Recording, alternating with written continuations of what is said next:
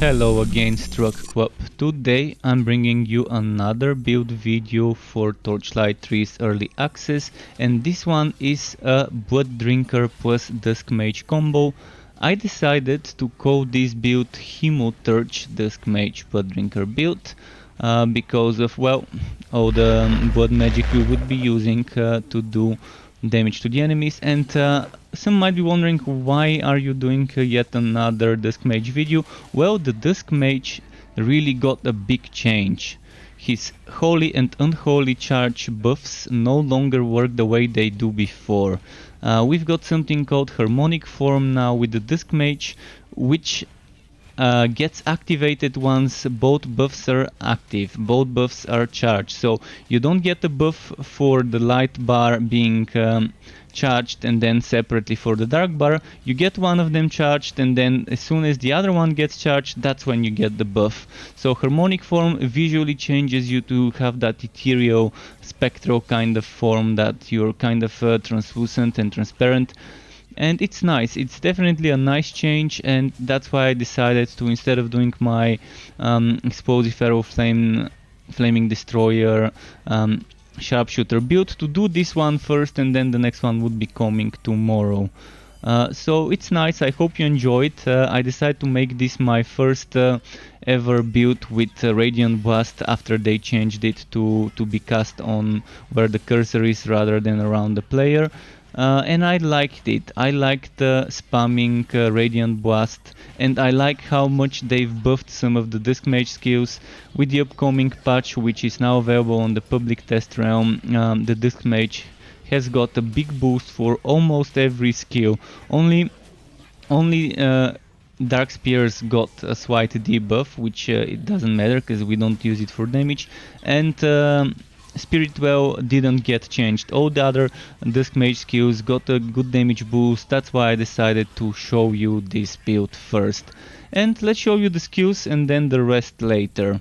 So here we are at the section where I talk about the skills and the skill point allocation, why I take which skill and how many points into it I put. So first I'd like to mention that keep in mind they gave us another 10 skill points with this patch, which is now on the public test realm where I'm playing. So instead of 60 points at level 60, you get 70 points, and I'm level 58, so I've got only 68 points, so there's 2 more points which I will spend on Unholy Bolt. And another thing to keep in mind is I've got in my Legendarium Celestial Cuirass, which gives me +2 light skills, and I've got equipped the Celestial Mask, which gives me +2 dark skills levels. So when you see 4, it means it's actually 6. When you see 8, it means it's actually 10. So yeah, Unholy Bolt is the last skill I would put my points into, and this is for the passive 20% dark skills damage bonus. Shadow Step is great as a tier 2 bonus, 15% mana regeneration. I really suggest using it because Radiant Blast is kind of hungry for mana. It costs 3 mana per cast, so you want to get as much mana regeneration, and if it exists, I don't know if it exists, I've never seen Radiant Blast mana cost reduction, but if you see an affix with mana cost reduction for Radiant Blast, I would suggest maybe trying to get something like it. Energy Spike is great. It's on a 4-second cooldown by default, and it gives you 50% Harmonic Form duration with the tier 2 bonus, which stacks with this 50% Harmonic Form duration from Light Spear's tier 2 bonus. And at tier 3, while you have Harmonic Form on, you fire an extra wave of light energy spikes. And how to get Harmonic Form? Well, you just charge the dark bar and the light buff, and once you charge the light and dark buffs, that's when Harmonic Form activates. So it's a slight rework on how the Dusk Mage mechanics work. Dark Spear, we only put 1 point into this because we don't use it for damage. We don't use this skill for damage, we use it for building the dark buff bar. And yes, now the dark skills build the dark buff bar and the light skills build the light buff bar. It was the other way around before, but they changed it, and I think I like this change a little bit more. So yeah, with Dark Spears and Energy Spike, you should build the Dark Buff bar quickly enough, and with Radiant Blast, which is a great skill, you should build the Light Buff bar quickly enough. And Radiant Blast is a great skill, as I mentioned. It's hungry for mana, but it does decent damage. It does it as an AoE, and you can see something like if I hold my hotkey for Radiant Blast, it doesn't cast super quickly. One, then the next one, there's some delay.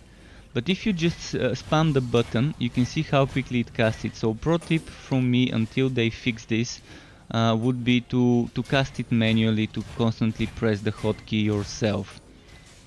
And now back to the skills. Then there's, for example, the bonuses of Radiant Blast. Infused enemies explode on death. For X weapon damage, and exploding infused enemies infuses those they hit. So that's like a chain reaction you can do.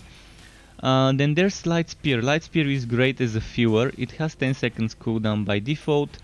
And while in Harmonic Form, the tier 1 bonus heals you for 20 total HP per enemy hit. And while in Harmonic Form, you also throw a Dark Spear, which is pretty nice because it's fixed and it works now. Then we've got Holy Fury, which is probably something some of you might not want.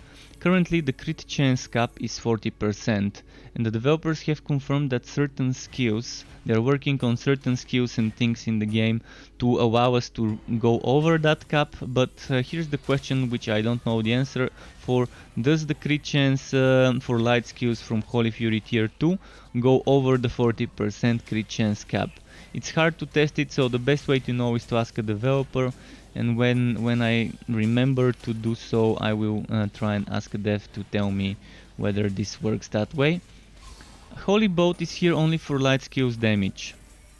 And keep in mind, right now Radiant Blast is our spamming skill for the lights, and it's our only spamming skill of the build. We can't spam any of the other skills in the build, so if you decide to use a Brilliant Herald, you won't be able to spam it, you won't have a spam skill, and you might want to consider maybe removing the points from Holy Fury and putting them into Holy Bolt, or maybe removing 4 points from Light Spear and putting them into Holy Bolt, so you can spam Holy Bolt if you want to.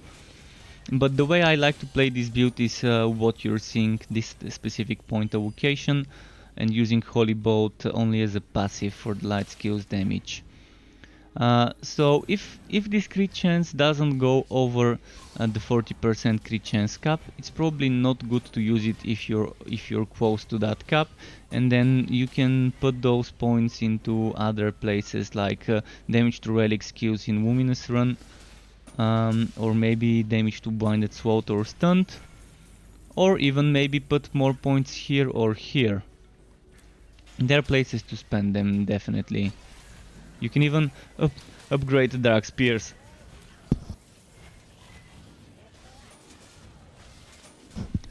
So now for the Blood Drinker skills. I've put 6 points into Living Barrier, 10 into Drain, 10 into Blood Seekers, and 3 into Dance of Death. I leveled up with Spinning Blade for a while, but I really didn't like level 10 Spinning Blade. I thought Drain was much more worth those extra 10 points. So I removed my points from Spinning Blade and put them back into Drain, and Drain is my favorite skill, by the way, in the game right now, from all the new ones. Then there's Dance of Death. Dance of Death, I think tier 1 bonus is more than enough.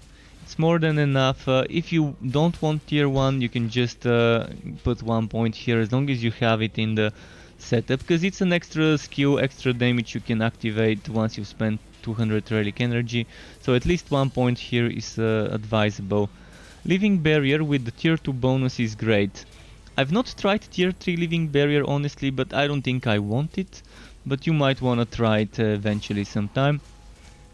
So as I said, if you don't go for 4 points Holy Fury, you could probably put them into Living Barrier.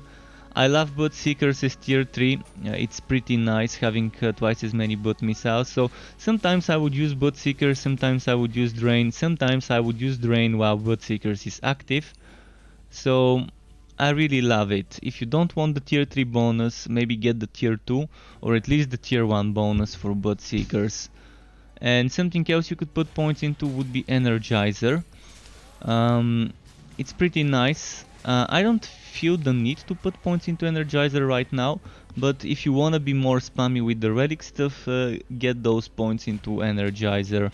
For example, you can remove the 4 points into Holy Fury and maybe remove 1 point here, or maybe remove 2 points here.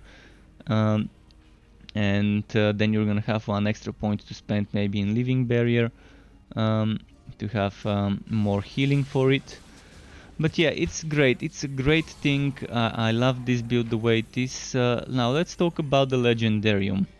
You can see I'm using arc powered pants, which means when I cast Drain there's 10% chance to get 25 energy. If you wear another 2 pieces of arc powered, which I don't recommend, you could get the chance to trigger effect being 20%. You can see I'm wearing the Celestial Mask, Celestial Gauntlets and Celestial Boots, which means I need to be swatting the Celestial Cuirass. And not only am I swatting the Celestial Cuirass, but I also decided to swat Celestial Pants, because I like it. I like that extra damage buff and I like that extra mana regeneration buff. So that's my ideal combination right now for this build. And I really love it. I mean, you could maybe wear the Celestial Pauldrons and swat Celestial Boots instead of the arc powered legs, or instead of the Celestial legs, and then wear boots that give you % of a specific damage. But those boots with a % of a specific damage would only be good if you're stacking the same type of damage in your weapon and the sockets, in your chest and in your legs.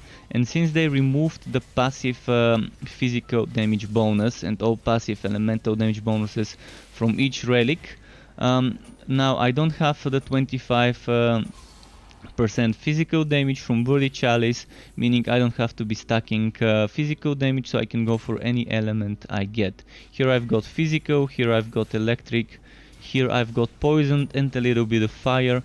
And I don't feel the need to be using boots for that 7-8% extra damage to a specific element, especially now that I'm kind of rainbow with the elements and getting elements from 4 different types. So that pretty much is it for the skills and for the Legendarium. There's many other things you can experiment with, but I'm not gonna mention everything. For example, Ebon Grasp. Ebon Grasp, you might wanna replace Arc Powered Pants with Ebon Grasp. You might wanna experiment with the Power Conduit. There are options. Let's talk about the pet skills quickly. There's not much to talk about them, but let's quickly mention the way I like them. I like Deadlier Strikes, Battle Cry, Immobilizing Strike and Healing Friendship. This for the healing, this for the crit chance, 15% crit chance, passive aura.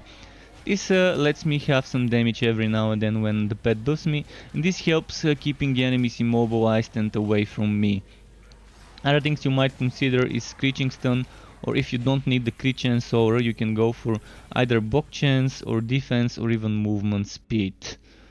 That pretty much sums up the skills, passives and actives and pet skills and the Legendarium. Next we're gonna talk about gear, and here we are at the segment where I talk about gear and what items you want to wear in each SWAT, with what stats and what roles to look after for each item as well as pet item. First of all, I'm gonna start mentioning, like in the previous segment where I talked about skills, there is a change in regards to the relic passives. We no longer get a passive that gives us 25% bonus damage to the element matching the relic. In the Blood Drinker's case, that was physical. So you no longer need to be using physical damage and stacking physical damage. You can use any type of damage you want, and as long as you're stacking flat damage, you're gonna be good. So you would want a blue weapon, not a green like me, but a blue weapon at level 60 that gives you flat damage at the top, obviously. Then try and get 1 or 2 flat damages at the bottom, and then try and get another flat damage as a socket. This would give you an amazing amount of damage when properly synergized. And when the rolls are high enough. Keep in mind here I've got 3.9k 4.5k poison damage, but on a blue weapon you can probably roll 4.4, 4.5k at the top and some more at the bottom 2 times, and then a socket 1 more time, and that's a lot of damage. And if you want to get a good synergy with the FATs and still synergize the same type of damage, you can do it. You can still try and get as many rows of the same type of damage, poison, physical, etc. fire, as you can from the weapon, and then synergize it with the same row on the chest and on the legs if you can. Right now I'm doing more of a rainbow. I've got electric, fire, physical, poison, so I've got all sorts of damages here. Except ice, but we can get ice here if you want to. So you can get a very good blue chest with flat damage, and maybe another flat damage of a different element, and maybe instead of getting 2 flats, you can get a chest with 1 flat and 1% that matches the same flat, and then you can get the same for your leg armor. I strongly suggest going for blue chest and legs, because those are the ones that can give you flat damage. And if you're lucky, you can get 2 times flat of different elements, or 1 time flat of one element and 1 time percent element of that same damage. If it's matching, it's gonna be great. Try and get defense at the top if you're going for a defense build, and I think defense is the more general build, so most people would be trying to get defense. Other good stats to look for would be crit chance, crit damage. Crit chance is capped at 40%, crit damage at 300.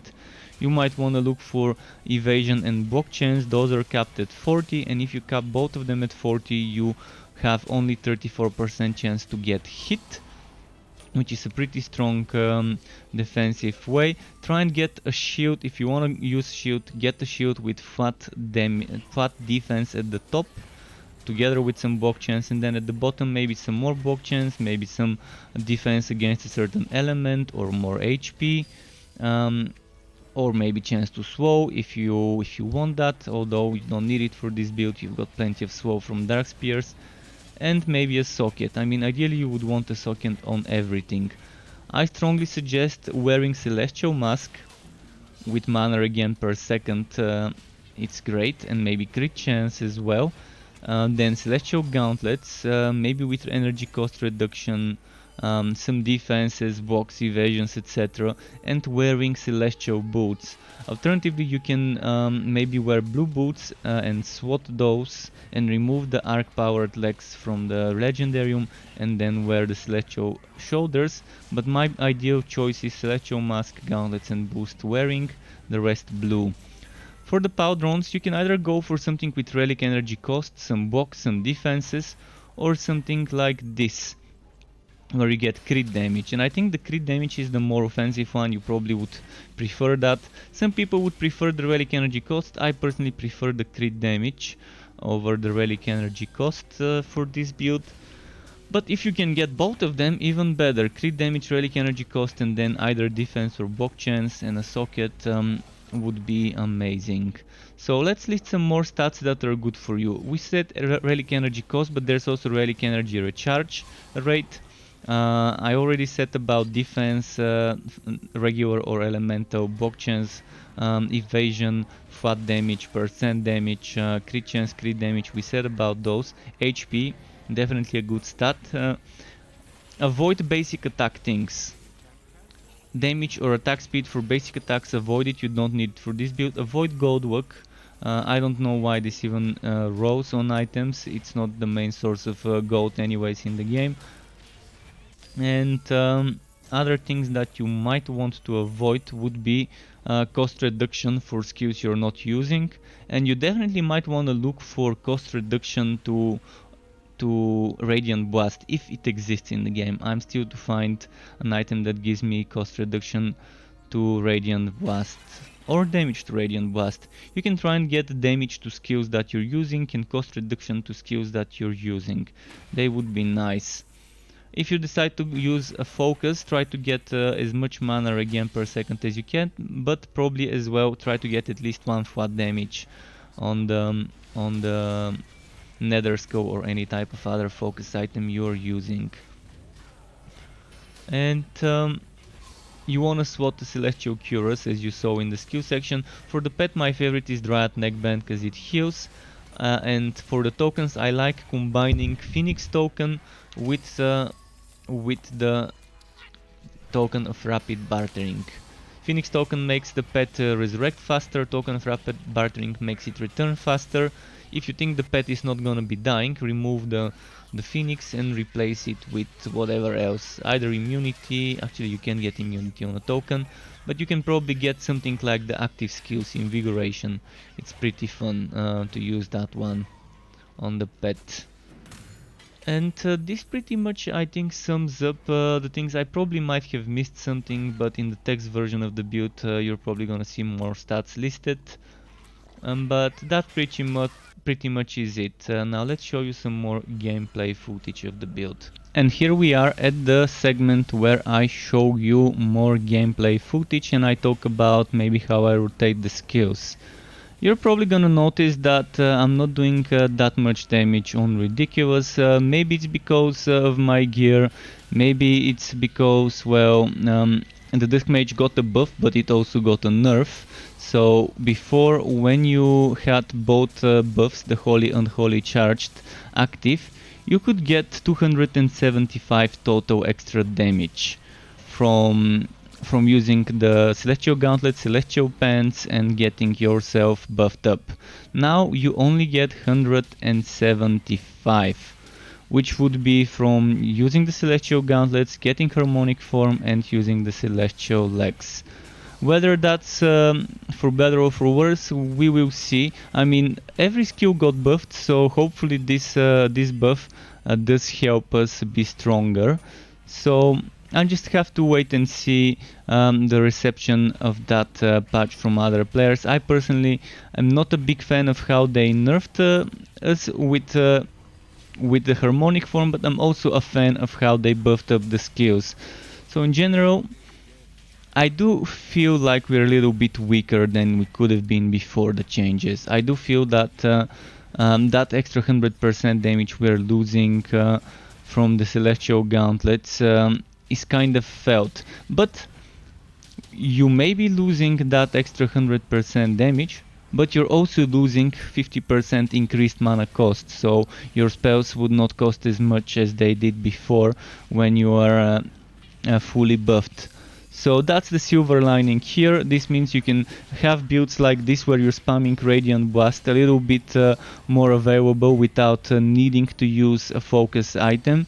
Otherwise, before you would have definitely needed to use a focus item. Now I can play a Radiant Blast build without feeling like I need to definitely use the focus item, otherwise it won't be viable. So silver lining or not, let's talk about the rotation. You would want to start using Radiant Blast, spamming it every now and then, and you would want to start building up energy. So Radiant Blast helps you build the light buff bar, and yes, now we build the light buff bar with light skills and the dark with dark skills, and then you want to stack many enemies together and use energy spike and dark spears on them so that you get the dark buff bar build quickly. When you have enough energy, you have choices. Do I want to spend my energy with Drain? Or do I want to activate Butt Seekers? Or do I want to activate Butt Seekers and while it's active use Drain? Keep in mind, Butt Seekers gives you damage, not just healing. So while you have that 25% damage buff, even Drain would do more damage. So sometimes it's a nice combo to do that. And make sure you're using your Dance of Death when it's ready in the right moment. You might want to save it for big fights, for boss fights or champions and stuff like that. But overall, I'm pretty happy with how this build turned out. And Light Spear is a nice MVP of a fewer skill. Light Spear got buffed pretty nicely. And I like that. I like how much damage Light Spear can do now, and as a fewer, as a skill on charges, it's amazing to use. I've decided to include a little bit more gameplay footage just so you can see some more of the build in action if you wanted to do so here at the end. And yeah, please let me know if you figure out another way of playing the build, maybe another way of setting the skills that you like more or that you think is better than more. Don't be afraid to share that information with me in the comment section. I would be happy to hear you out. So this pretty much sums up the build. If you'd like to get notified when I upload more content, you can subscribe to my channel and hit that bell button to not miss the content update notifications. The content you would expect to see on my channel is builds and guides and info news videos, as well as other type of content for wooters of all sorts, RPGs, ARPGs, tactical RPGs, shooter wooters, and other things in between. Thanks for watching, keep it cool, struck up, and until next time.